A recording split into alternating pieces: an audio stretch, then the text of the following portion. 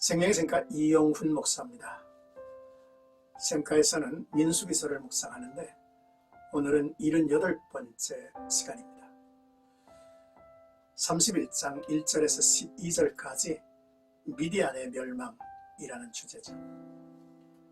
먼저 미디안은 어떤 민족인가를 살펴보고 하나님의 전쟁 가난 정복의 의미는 무엇인가를 생각하고 본문을 읽고 묵상하기를 권합니다. 먼저 미디안족은 아브라함의 후처 구드라의 넷째 아들 미디안의 후예로서 그들의 무대는 시내반도 근경이었습니다. 그 일부가 모압과 암몬 땅의 동편 경계선 근처에서 정착을 했죠. 이들은 모압을 위협하여 힘을 과시하기도 했습니다. 미디안은 모압왕 발락과 공모하여 이스라엘을 대적했고 발람의 괴계를 따라서 미디안 족속의 여인들이 이스라엘 남자들을 유혹하여 우상을 숭배하게 하고 음행의 죄를 저지르게 한 민족입니다. 또한 하나님은 가나안 정복 전쟁을 앞두고 먼저 미디안을 심판하도록 명령하심을 주목해야 합니다. 하나님은 이 사건으로 가나안 정복 전쟁의 성격을 명확히 보여줍니다. 당시 다른 민족들이 벌였던 전쟁은 영토 확장과 물자 확보가 목적이었습니다.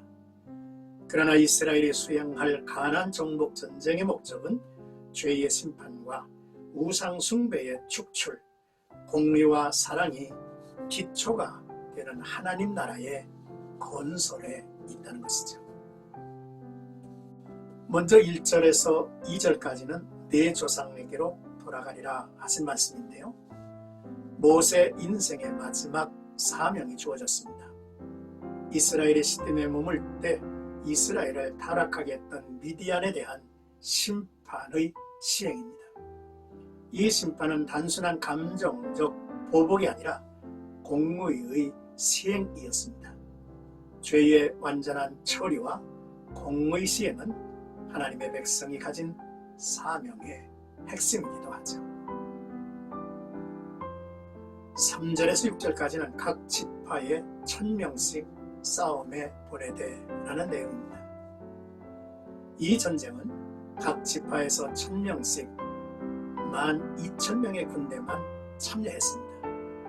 전쟁에서 승리하기에는 부족한 숫자였죠. 그리고 제사장 엘르아살의 아들 비느하스가 성소의 기구와 신혼나팔을 가지고 참여한 전쟁이었습니다.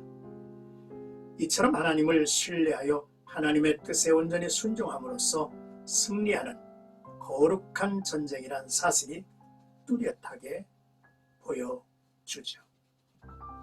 이 전투는 군사력과 전술로 치르는 전투가 아닙니다. 믿음과 순종으로 치르는 전투, 곧 성전인 것이죠. 하나님은 이 전쟁으로서 앞으로 본격적으로 펼쳐질 가나안 정복 전쟁의 모형과 그 성격을 가르쳐주고 계시죠. 7절에서 12절까지는 이스라엘 자손의 회중에게로 나오니라 라는 내용입니다. 성전이 벌어졌습니다. 이스라엘은 이 전쟁에서 큰 승리를 거두죠. 성전에 임한 이스라엘은 미디안의 모든 남자, 미디안의 5 왕, 이스라엘을 타락하게 한 부올의 아들 발람을 죽이죠. 하나님과 대면하고 하나님의 말씀을 직접 들었던 인물이 도리어 하나님을 대적하고 죽어가는 모습을 보면서 인간의 불신과 어리석음이 우리의 마음을 아프게 하죠.